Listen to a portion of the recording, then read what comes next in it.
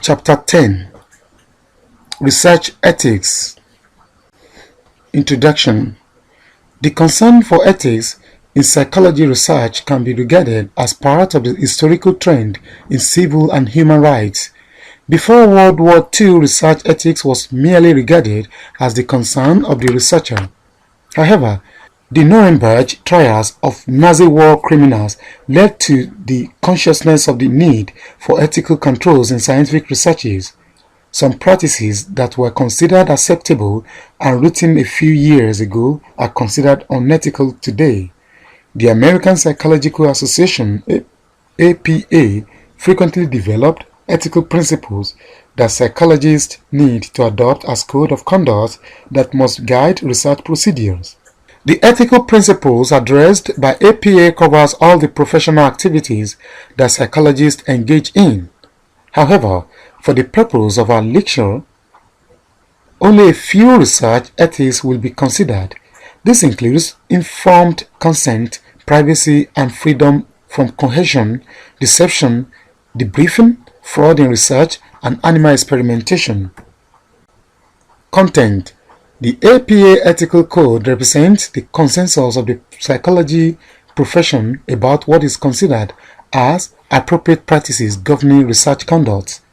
The decision to conduct research often presents a conflict between two sets of values, which are a conflict between 1. The commitment of the psychologist to expanding our knowledge of the behavior and the potential benefits the research may have for our society, and 2. The cost of the research to the participants.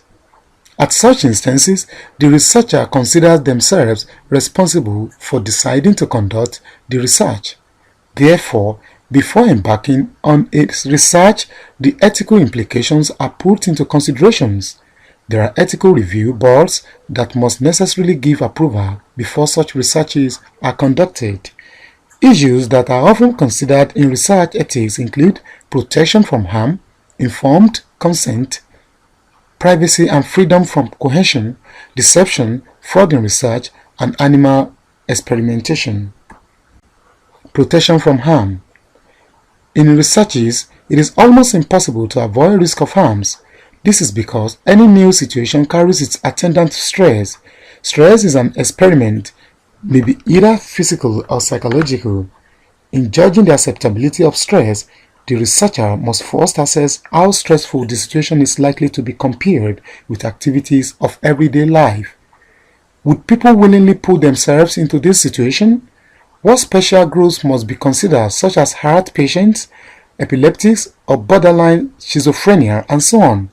The researcher must also consider the idea that participants may resent being treated merely as an object, even if there are no other likely direct harm to the person. Informed consent.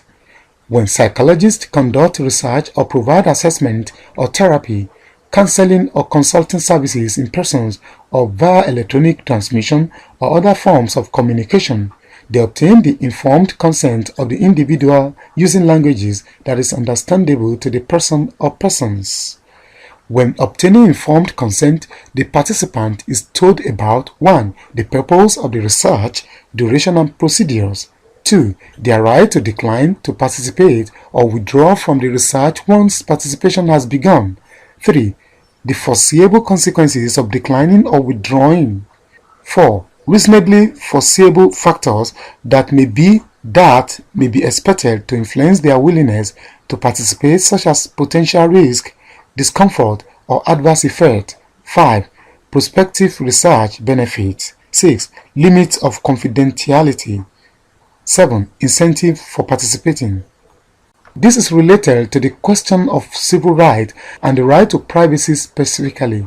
It is with a view that people have right not to be disturbed, as well as the right not to reveal certain information about themselves. Although psychologists respect this to privacy, it must be balanced against the welfare of society as a whole.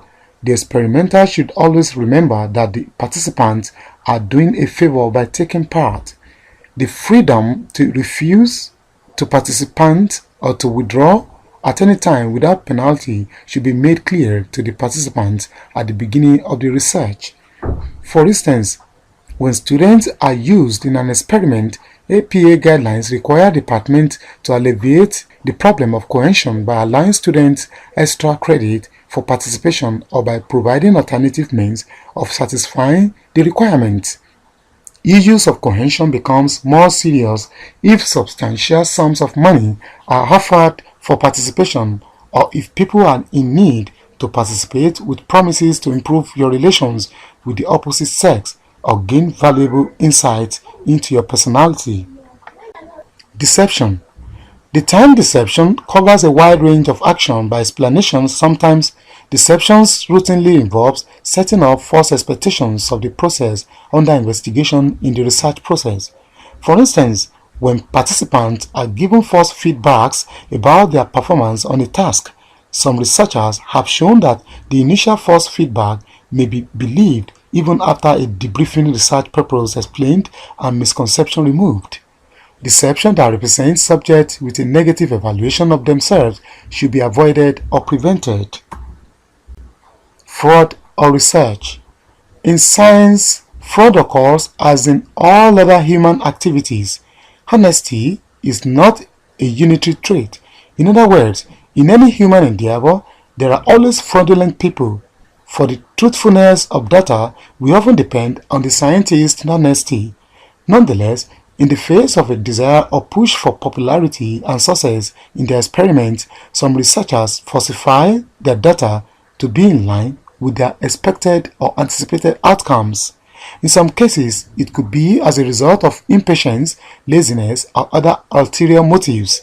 Yet, fraudulent practices does occur in some scientific researches. This is quite unethical and must be discouraged. Ethics and animal experimentation. Researches involving animal participation are not taken lightly. There are strong expectations that the result of an experiment involving animals will yield results that increase scientific knowledge of people or the species involved in the research. Pains to animals should be minimal in an experiment, and such researches should be carried out by trained personnel under the supervision of an animal care institution or committee. Animals involved in experimentation should be treated with humane consideration of their well-being. Summary. The Nuremberg trials of Nazi war criminals led to the consciousness of the need for ethical controls in scientific researches. The experimenter should always remember that the participants are doing a favor by taking part.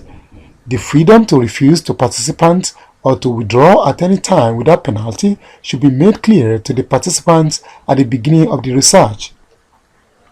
Issues of coercion should be avoided, for instance, offering of substantial sums of money for participation. In the face of a desire or push for popularity and success in the experiment, some researchers falsify their data to be in line with their expected or anticipated outcomes. Pains to animals should be minimal in an experiment, and such researches should be carried out by trained personnel under the supervision of an animal care institution or committee. This is the end of chapter 10. Thanks for listening.